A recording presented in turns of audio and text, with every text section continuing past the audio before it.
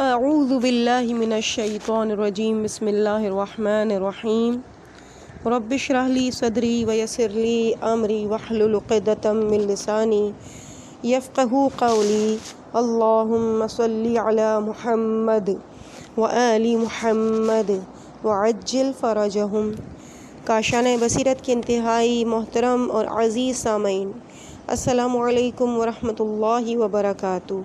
امید ہے کہ آپ سب خیریت سے ہیں۔ میں آپ کی ریڈر زہرا علی آپ کی خدمت میں کتاب خصال کی جلد نمبر 2 کی ریڈنگ کے 23ویں پارٹ کے ساتھ حاضر ہوں۔ ہم اس کتاب کے آخری باب کی حدیث نمبر 8 پہ پہنچ چکے ہیں، اور وہ یہ ہے، وہ خوبیاں جو شرائع دین ہیں۔ احمد ابن محمد ابن میثم عجلی، احمد ابن حسن قطان، محمد ابن احمد سنانی، حسین ابن ابراہیم ابن احمد ابن حشام مکتب، عبداللہ ابن محمد ثانی اور علی ابن عبداللہ وراق رضی اللہ عنہم نے ہم سے روایت بیان کی کہ انہوں نے کہا، ابو العباس احمد ابن یحییٰ ابن زکریہ قطان نے ہم سے روایت بیان کی اور کہا کہ بکر ابن عبداللہ ابن حبیب نے ہم سے روایت بیان کی اور کہا کہ تمیم ابن بہلول نے ہم سے روایت بیان کی اور کہا کہ ابو معاویہ نے اعمش کے ذریعے مجھ سے روایت بیان کی اور کہا کہ اس نے امام جعفر صادق علیہ السلام سے نقل کیا کہ یہ شرائع دین ہیں اس شخص کے لیے جو یہ چاہتا ہے کہ ان سے متمسک رہے اور خدا اسے ہدایت دے۔ وضو کامل، جس طرح کہ اللہ عز و جل نے اپنی کتاب ناطق میں اس کا حکم دیا ہے کہ چہرے اور ہاتھوں کو کوہنیوں تک دھویا جائے، سر اور دونوں پاؤں کا ٹخنوں تک ایک ایک کر کے مسح کیا جائے، جبکہ 2 مرتبہ بھی جائز ہے۔ وضو صرف پیشاب کرنے، ریح خارج ہونے، سو جانے، پخانہ کرنے اور جنابت کی وجہ سے باطل ہوتا ہے۔ نیز جو شخص موزے پر مسح کرے تو اس نے اللہ اور اس کے رسول اور کتاب کی مخالفت کی، اور اس طرح اس کا وضو بھی مکمل نہیں ہوا، لہٰذا اس کی نماز بھی ادا نہیں ہوگی۔ غسل جنابت، غسل حیض، غسل میت کے ٹھنڈا پڑ جانے کے بعد اس کو چھونے کا غسل، میت کو غسل دینے والے کا غسل، جمعے کا غسل، عید الفطر اور عید الاضحیٰ کا غسل، مکے میں داخل ہونے کا غسل، مدینے میں داخل ہونے کا غسل، غسل زیارت، احرام کا غسل، عرفے کے دن کا غسل، رمضان کی 17ویں شب کا غسل، رمضان کی 19ویں شب کا غسل، رمضان کی 21ویں شب کا غسل اور رمضان کی 23ویں شب کا غسل۔ واجب غسل جنابت ہے، جبکہ غسل جنابت اور غسل حیض ایک ہیں۔ واجب نماز ظہر کی اس کی 4 رکعتیں ہیں، نماز عصر کی اس کی 4 رکعتیں ہیں، مغرب کے اس کی 3 رکعتیں ہیں، عشاء کی بھی 4 رکعت ہیں اور فجر میں 2 رکعتیں ہیں۔ پس فی الجملہ واجب نمازوں کی رکعتوں کی تعداد 17 ہے۔ مستحب نمازیں، ان کی 34 رکعتیں ہیں، 4 رکعت مغرب کے بعد کی، سفر ہو یا حضر اس کی قصر نہیں۔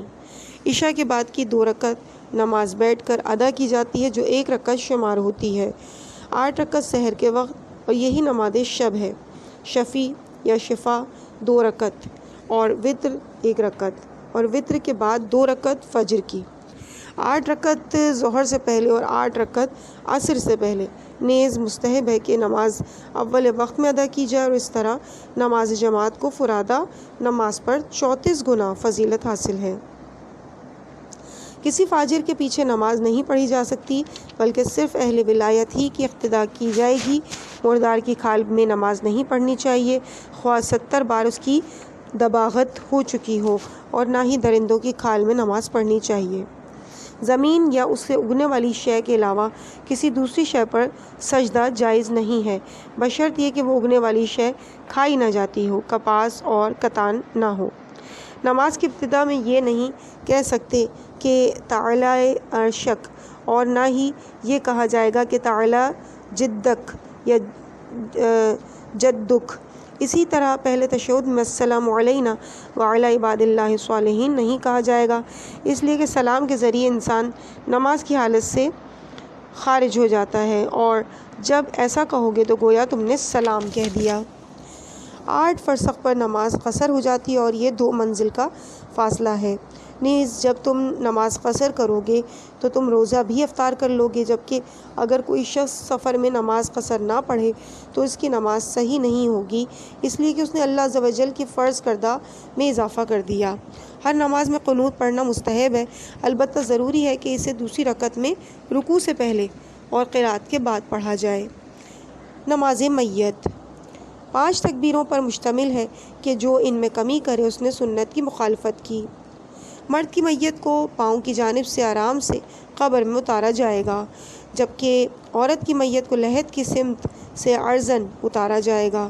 نیز قبروں کو ہموار کیا جائے گا اور اسے ناہموار نہیں رکھنا چاہیے۔ نماز میں بسم اللہ الرحمن الرحیم کو بلند آواز سے پڑھنا واجب ہے اور نماز کے واجبات 7 ہیں: وقت، طہارت، توجہ، قبلہ، رکوع، سجود اور دعا۔ زکوٰۃ ایک واجب فریضہ ہے کہ ہر 200 درہم میں سے 5 درہم ادا کیے جائیں گے اور اس سے کم چاندی پر زکوٰۃ واجب نہیں ہے۔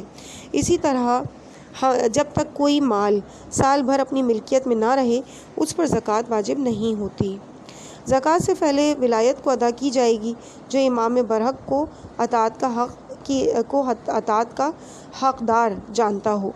جب سونا 20 مثقال کی مقدار تک پہنچ جائے تو اس پر زکوٰۃ واجب ہو جاتی ہے، یعنی نصف دینار۔ اسی طرح اگر گندم، جو، کھجور اور کشمش کی مقدار 5 وسق تک پہنچے تو اس کا 10واں حصہ بطور زکوٰۃ ادا کیا جائے گا، بشرط یہ کہ ان کی آبیاری جاری پانی سے کی گئی ہو۔ لیکن اگر اس کی آبیاری کنویں کے پانی سے کی گئی ہو تو اس کا 20واں حصہ بطور زکوٰۃ ادا کیا جائے گا۔ 1 وسق 60 صاع کے برابر ہوتا ہے، جبکہ 1 صاع 4 مد کے برابر ہوتا ہے۔ اگر بھیڑ بکریوں کی تعداد 40 تک پہنچ جائے تو ان پر بھی زکوٰۃ واجب ہو جاتی ہے۔ اگر ان کی تعداد میں اضافہ ہو جائے تو 120 تک ایک گوسفند واجب ہے، اور اگر 120 سے زیادہ ہوں تو 200 تک تو ان کی زکوٰۃ 2 گوسفند ہوگی۔ اگر اس سے بھی زیادہ ہو جائیں تو 300 تک تو ان کی زکوٰۃ 3 گوسفند ہوگی۔ اس کے بعد ہر 100 میں 1 گوسفند واجب ہے۔ اگر گائے کی تعداد 30 تک پہنچ جائے تو ایک سالہ بچڑا زکوٰۃ کے طور پہ ادا کیا جائے گا، اور 40 کی تعداد تک 1 سالہ بچڑا ہی دیا جائے گا۔ البتہ اس کے بعد 60 تک 2 سالہ بچڑا دیا جائے گا۔ اس کے بعد 90 تک 2 سالہ بچڑے دیے جائیں گے۔ اس کے بعد 3 عدد 2 سالہ بچڑے دیے جائیں گے، اور پھر ہر 30 گایوں پر 1 عدد 1 سالہ بچڑا اور ہر 40 پر 1 عدد 2 سالہ بچڑا زکوٰۃ کے طور پہ ادا کیا جائے گا۔ اگر اونٹ کی تعداد 5 ہو جائے تو اس کی زکوٰۃ 1 گوسفند ہے۔ 10 اونٹوں کی زکوٰۃ 2 گوسفند ہوگی، 15 اونٹوں کی زکوٰۃ 3 گوسفند، 20 اونٹوں کی زکوٰۃ 4 گوسفند، 50 اونٹوں کی زکوٰۃ 5 گوسفند۔ اس سے ایک بھی زیادہ اونٹ ہو تو اونٹ کا 2 سالہ بچہ زکوٰۃ کے طور پر ادا کیا جائے گا۔ اگر 35 اونٹ ہوں تو اور ان میں سے ایک کا اضافہ ہو جائے تو ایک ایسی اونٹنی دی جائے گی جو تیسرے سال میں داخل ہو چکی ہو۔ اگر 45 اونٹ ہوں اور ان میں ایک کا اضافہ ہو جائے تو ایک ایسا اونٹ دیا جائے گا جو چوتھے سال میں داخل ہو چکا ہو۔ اگر 60 اونٹ ہوں اور ان میں سے ایک کا اضافہ ہو جائے تو 80 تک ایک ایسا اونٹ دیا جائے گا جو 5ویں سال میں داخل ہو چکا ہو۔ اگر 80 پر ایک کا اضافہ ہو جائے تو 90 تک اس کی زکوٰۃ ایک ایسا اونٹ ہے جو 6 سال میں داخل ہو چکا ہو۔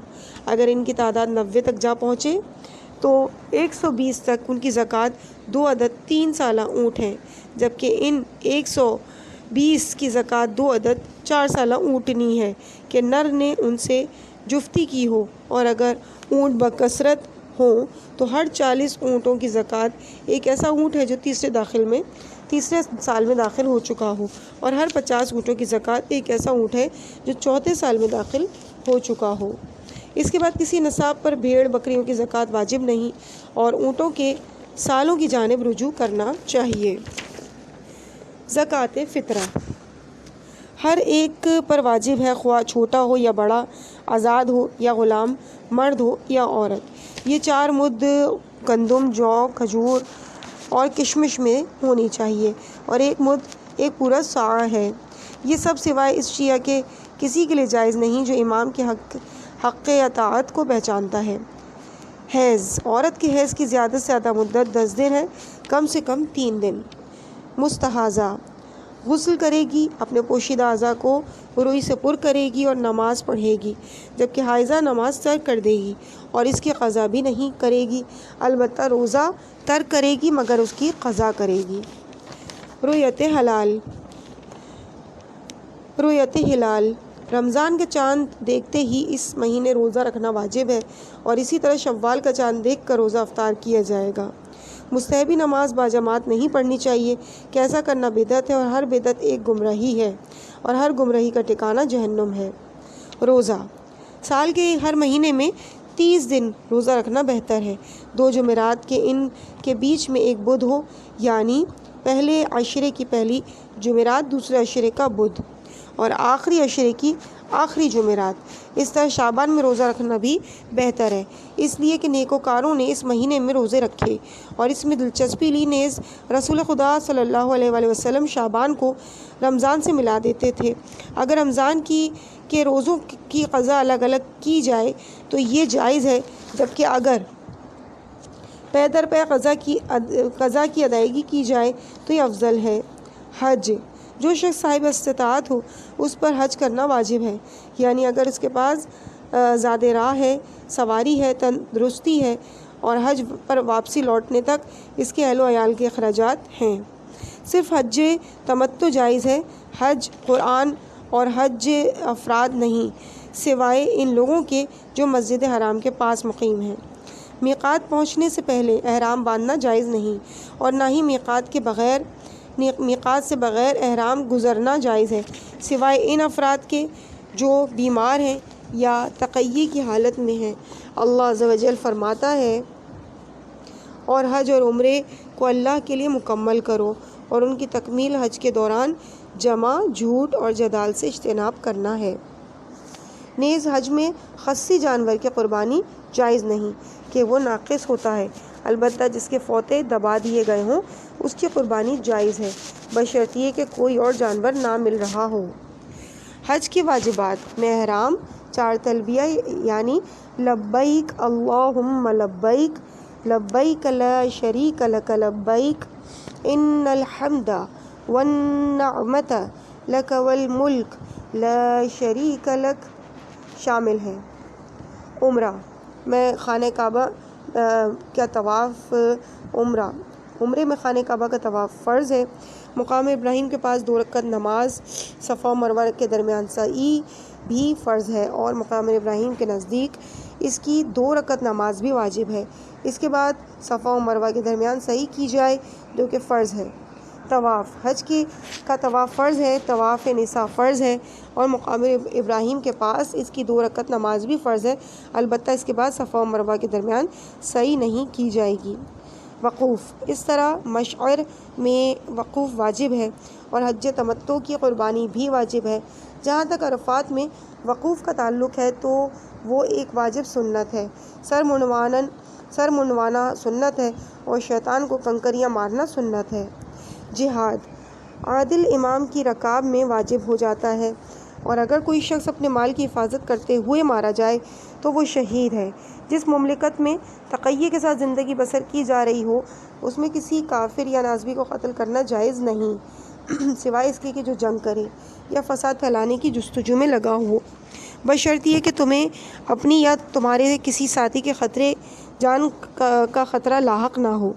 تقیہ، جہاں اپنے مذہب کا برملا اظہار کرنا ممکن نہ ہو، ایسی مملکت میں تقیہ کرنا واجب ہے۔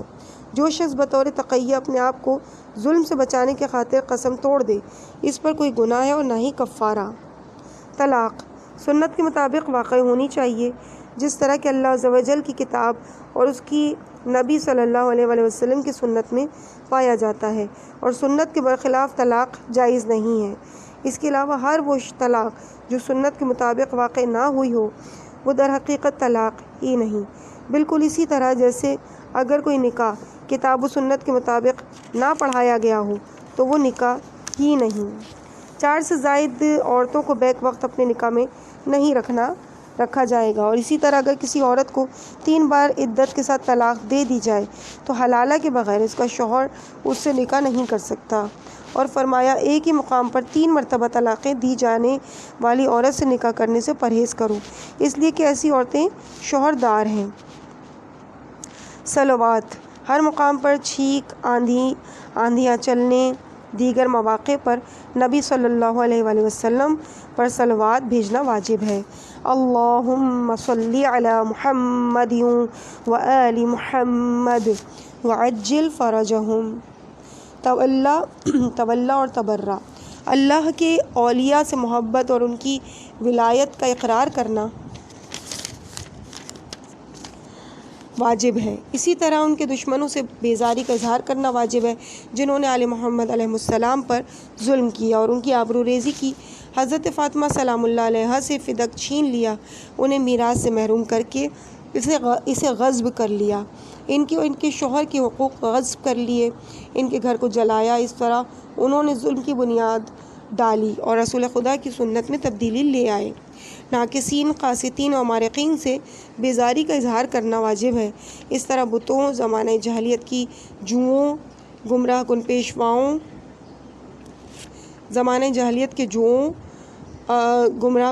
اور قائدین ظلم و جور، ان کے اول سے لے کے آخر فرد تک یعنی سب کے سب سے بیزاری کا اظہار کرنا واجب ہے۔ اولین و آخرین کے بدبخت ترین فرد ناقہ ثمود کے پے کرنے والے کے بھائی یعنی قاتل امیر المومنین علیہ السلام سے بیزاری کا اظہار کرنا واجب ہے۔ اہل بیت کے تمام قاتلوں سے بیزاری کا اظہار کرنا واجب ہے۔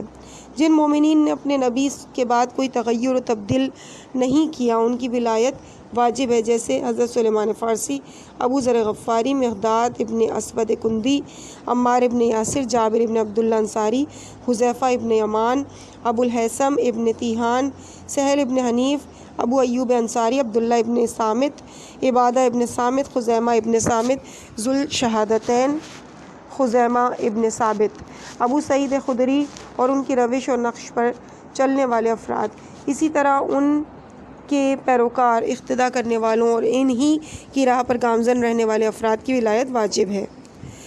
والدین کے ساتھ نیکی کرنا والدین کے ساتھ نیکی کرنا واجب ہے، اگرچہ وہ مشرک ہوں، البتہ ان کے یا کسی اور کے کہنے پر اللہ کی معصیت کا ارتکاب مت کرو، اس لیے کہ خالق کی نافرمانی میں مخلوق کی اطاعت نہیں ہو سکتی۔ عصمت، انبیاء اور اوصیاء کا کوئی گناہ نہیں ہوتا کہ وہ معصوم اور پاکیزہ ہوتے ہیں۔ متعتین کا حلال جاننا واجب ہے، جس طرح کہ اللہ عز و جل نے اپنی کتاب کے نازل کیا کہ سنت نبوی میں بھی اس کا ذکر پایا جاتا ہے، یعنی حج تمتع اور عورتوں کے ساتھ غیر دائمی نکاح۔ میراث کے واجبات وہی ہیں جنہیں اللہ تبارک و تعالیٰ نے اپنی کتاب میں نازل کیا۔ عقیقہ، اولاد کا عقیقہ 7ویں دن ہوتا ہے، چاہے وہ لڑکا ہو یا لڑکی۔ اس طرح بچے کا نام 7ویں دن رکھنا چاہیے، اس کا سر منڈوانا چاہیے، اس کے بالوں کے وزن کے مطابق سونا یا چاندی صدقہ کر دینا چاہیے۔ عدل و انصاف اور جبر و تفویض، اللہ عز و جل کسی کو اس کی وسعت سے زیادہ تکلیف نہیں دیتا اور نہ ہی وہ کسی پر اس کی طاقت سے زیادہ بار رکھتا ہے۔ بندوں کے افعال خلق کیے گئے ہیں، البتہ ان کی تخلیق تقدیری ہے، تکوینی نہیں ہے۔ ہر چیز کا خالق اللہ ہے اور اس کی طرف سے جبر و تفویض نہیں۔ اللہ عز و جل کسی گنہگار کی سزا کسی بے گناہ کو نہیں دیتا اور نہ ہی وہ بچوں کو ان کے آباء و اجداد کے گناہوں کی سزا دیتا ہے، اس لیے کہ اپنے کتاب محکم میں فرمایا لا تزرو، کوئی کسی کا بار اپنے کاندھے پر نہیں اٹھاتا۔ سورہ انعام کی آیت نمبر 164۔ نیز اللہ عز و جل فرماتا ہے الیس للانسان الا ما سعی، یعنی انسان کے لیے بس اتنا ہی صلہ ہے جتنی اس نے کوشش کی ہے اور وہ اپنی کوشش کا نتیجہ قریب دیکھے گا۔ سورہ نجم آیت نمبر 39۔ اللہ عز و جل عفو درگزر سے کام لیتا ہے، وہ ظلم نہیں کرتا۔ اللہ عز و جل نے اپنے بندوں پر کسی ایسے شخص کی اطاعت فرض نہیں کی جس کے متعلق یہ جانتا ہے کہ وہ شخص اس کو راہ راست سے ہٹا دے گا اور انہیں گمراہ کر دے گا۔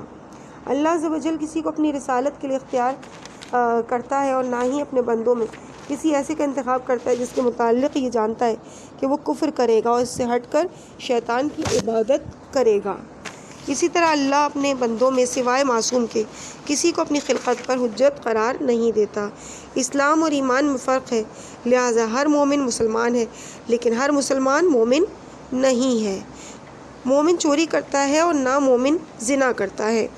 جن پر حدود قائم ہوتی ہے وہ مسلمان تو ہیں مگر مومن اور نہ ہی کافر۔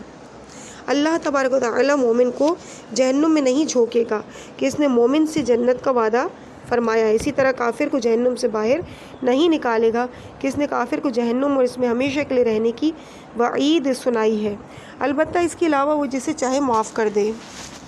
جن پر حدود قائم کی جاتی ہے وہ فاسق ہیں کہ مومن ہیں اور نہ ہی کافر، البتہ انہیں ہمیشہ کے لیے جہنم میں نہیں رہنا پڑے گا بلکہ ایک نہ ایک دن وہ جہنم سے باہر نکل آئیں گے۔ نیز ان کی اور ضعیف العقیدہ افراد کی شفاعت بھی روا ہے اگر ان کے دین سے اللہ عز و جل راضی ہو جائے۔ قرآن کلام خدا ہے اور یہ خالق ہے اور نہ ہی مخلوق۔ مملکتیں، آج کل کی مملکتیں تقیہ کی مملکتیں اور یہی دارالاسلام ہے کہ نہ دارالکفر اور نہ ہی دارالایمان۔ امر بالمعروف و نہی عن المنکر، واجب ہے اس شخص کے لیے جو اسے انجام دے سکتا ہے اور اس کی یا اس کے ساتھیوں کی جان کو خطرہ نہ ہو۔ حقیقی ایمان فرائض کی ادائیگی اور حرام کاموں سے باز رہنے کا نام ہے۔ ایمان ہی دل میں معرفت، زبان سے اقرار، اعضاء و جوارح سے عمل، عذاب قبر، منکر و نکیر، موت کے اٹھائے جانے والے، حساب کتاب، پل صراط، اعمال کے تولے جانے کا اقرار، اللہ پر ایمان اور اللہ عز و جل کی دشمنوں سے بیزاری کا اظہار ہے۔ عید فطر اور عید الاضحیٰ کی نمازوں میں تکبیر واجب ہے۔ عید فطر میں 5 نمازوں کے بعد کہ اس کی ابتدا عید فطر کی رات میں نماز مغرب سے ہوگی اور عید کے دن نماز عصر کے بعد آخری تکبیر ادا کی جائے گی۔ وہ تکبیر یہ ہے: اللہ اکبر لا الہ الا اللہ واللہ اکبر وللہ الحمد، اللہ اکبر علی ما ہدانا والحمد للہ علی ما ابلانا۔ کیونکہ اللہ عز و جل نے فرمایا کہ اور اس کی گنتی پوری کرو اور جس طرح سے اس نے تمہاری رہنمائی کی ہے اس کے مطابق اللہ کی بڑائی بیان کرو۔ سورہ بقرہ کی آیت نمبر 185۔ جبکہ عید الاضحیٰ میں شہروں میں 10 نمازوں کے بعد تکبیر کہی جاتی ہے کہ ان کی ابتدائی قربانی کے دن نماز ظہر سے ہوگی اور چوتھے دن فجر کی نماز کے بعد اس کا اختتام ہوگا۔ نیز مذکورہ تکبیر میں ان کا جملہ کا اضافہ ہو جائے گا: واللہ اکبر علی ما رزقنا من بہیمۃ الانعام۔ نفاس والی عورت اگر 20 دن تک پاک نہ ہو تو 20 دن سے زیادہ نماز اور روزہ ترک نہیں کرے گی، یعنی اگر 20 دن تک پاک نہ ہو تو اسے چاہیے کہ غسل کرے، روئی رکھے اور مستحاضہ کے احکام پر عمل کرے۔ شراب کہ جس کا بیشتر حصہ مست کر دے، خواہ وہ کم ہو یا زیادہ حرام ہے۔ درندے اور پرندے، جن درندوں کے نوکدار دانت ہوتے ہیں اسی طرح جن پرندوں کے پنجے یا چنگال ہوتے ہیں وہ حرام ہیں۔ تلی حرام ہے اس لیے کہ خون ہے۔ مچھلیاں، اسی طرح سمندری جانوروں میں سے بام مچھلی، مارماہی، تافی اور زمیر حرام ہے، بلکہ ہر وہ مچھلی جس کے جسم پر چھلکے نہ پائے جاتے ہوں اس کا کھانا حرام ہے۔ انڈے، جن انڈوں کے دونوں اطراف ایک دوسرے سے مختلف ہوں ان کا کھانا جائز ہے اور جن کے دونوں اطراف ایک ہی جیسے ہوں انہیں کھانا جائز نہیں۔ ٹڈیاں، کامل طور پر پرواز کرنے والی ٹڈیاں کھانا جائز ہے، البتہ دبا کے کھانا جائز نہیں کہ وہ کاملاً پرواز نہیں کر سکتی۔ ٹڈی اور مچھلی کا تذکیہ یہ ہے کہ انہیں زندہ پکڑا جائے۔ گناہ کبیرہ کا انجام دینا حرام ہے اور وہ یہ ہے: اللہ عز و جل کے ساتھ کسی کو شریک ٹھہرانا، نفس محترم کا قتل، والدین کی نافرمانی، محاذ سے فرار ہونا، ناحق یتیم کا مال کھانا، واضح ہونے پر سود کھانا، پاک دامن عورتوں پر تہمت لگانا، ان کے بعد زنا، اغلام بازی، چوری، مردار، خون اور سور کا گوشت کھانا، بغیر ضرورت کے غیر خدا کے لیے نظر کیے گئے جانور کا گوشت کھانا، سخت کھانا جیسے زنا کی اجرت وغیرہ، ناپ تول میں کمی کرنا، سخت کھانا جیسے زنا کی اجرت وغیرہ، ناپ تول میں کمی کرنا، جوا، جھوٹی گواہی، اللہ عز و جل کی رحمت سے نا امید ہونا، اللہ عز و جل کے مکر سے اپنے آپ کو محفوظ سمجھنا، اللہ کی رحمت سے بالکل امید نہ رکھنا، مظلوموں کی مدد نہ کرنا، ظالموں کے آگے گھٹنے ٹیکنا، نیز قسم کھانا، بغیر کسی مجبوری کے حقوق سے محروم کرنا، تکبیر کرنا، جبر کرنا، جھوٹ بولنا، اسراف، تبذیر، خیانت، حج اور اللہ عز و جل کے اولیاء سے جنگ کرنے کو معمولی سمجھنا، وہ لہو و لعب جو اللہ عز و جل کی یاد سے باز رکھیں مکروہ ہیں، جیسے گانا، ستار بجانا، چھوٹے چھوٹے گناہوں پر اصرار کرنا۔ اس کے بعد آپ علیہ السلام نے فرمایا کہ عبادت گزاروں کے لیے یہ دستورات کافی ہیں۔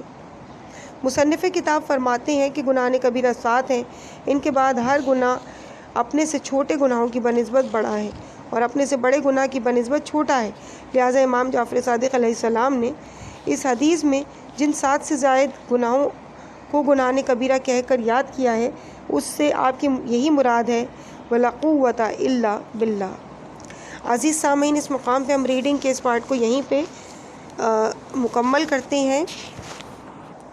انشاءاللہ اس سے آگے کی ریڈنگ آپ کے سامنے اگلے پارٹ میں پیش کی جائے گی۔